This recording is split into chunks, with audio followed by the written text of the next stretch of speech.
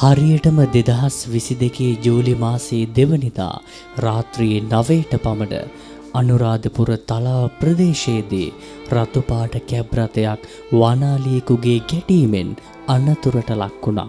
මෙම සිදු වූ අනතුර කාගේත් කතාබහට ලක් වූ සහ දැනටමත් කතාබහට ලක් වෙන අනතුරක් බවට පත් වෙලා තිබෙනවා. එයට ප්‍රධාන හේතුව තමයි එම අනතුරට ලක් වූ කැබ් රථය තුල සිටියේ ඔබ මුළු හදවතින් ආදරය කරන කලාකරුවා වීමයි. ඒ අන් කවරෙකුත් නොව එක් රාමුවකට පමණක් ලඝු කළ නොහැකි ජැක්සන් ඇන්තනි නම් වූ ප්‍රවීණයායි. මම මොකෙක් හෝ වෙන්න ඕන කියලා හිතන් හිටපු කෙනෙක්. පුංචි කාලේ ගත්තත් මට ප්‍රකට වෙන්න ඕන. මට හැමෝගෙම ප්‍රසාදය ලබා ගන්න ඕන. හැමෝගෙම ආදරය ලබා ගන්න ඕන කියන සිතුවිල්ලේ තමයි මගේ කුඩා අවදිය ගෙවුනේ. මගේ තිබිච්ච යම් යම් හුරු බුහු ටිකන් දැකලා ඉතින් මගේ ගුරුවරු තමයි මාව තල්ලු කළේ. ඔබ මේ පොඩි වී කුඹරේ හතරමාම් පනින්න ඕන.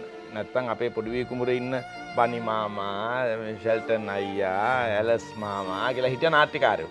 ඒ ගානට තමයි උඹටත් වැටෙන්න වෙන්නේ. ඒ නිසා එතනින් එහා පනින්න නම් උඹ විශ්වවිද්‍යාලයකට යන්න ඕන කියලා 1980 තමයි මම කොළඹ විශ්වවිද්‍යාලයට ඇතුළත් වෙන්නේ. ඔබ අදට අනතුරට ලක් වී මාසයකට අධික කාලයක් ගත වී අවසන්. ඔබේ හඬ ඒ වගේම ඔබේ තේජාන්විත වූ රුව නොමැතිව වේදිකාව පුංචි තිරේ වගේම මුළු කලා ලෝකයේම පාළුවට ගිහිල්ලා ඔබ වේදිකාවේ එක් කොනක සිට අනෙක් කොනට එනකම් පිරිසක් බලාගෙන ඉන්නකොට තවත් පිරිසක් ඔබ පුංචි තිරයට වගේම රිදී තිරයට එනකම් බලාගෙන ඉන්නවා. ඒ විතරක් නොවේ ඔබේ කලා නිර්මාණයන් රස විඳින්නට තවත් පිරිසක් බලාගෙන ඉන්නවා. මේ හැමෝම ඔබ එනකම් බලාගෙන ඉන්නේ මේ හැමෝගෙම සිත් ඔබ සොරකම් කරපු නිසා.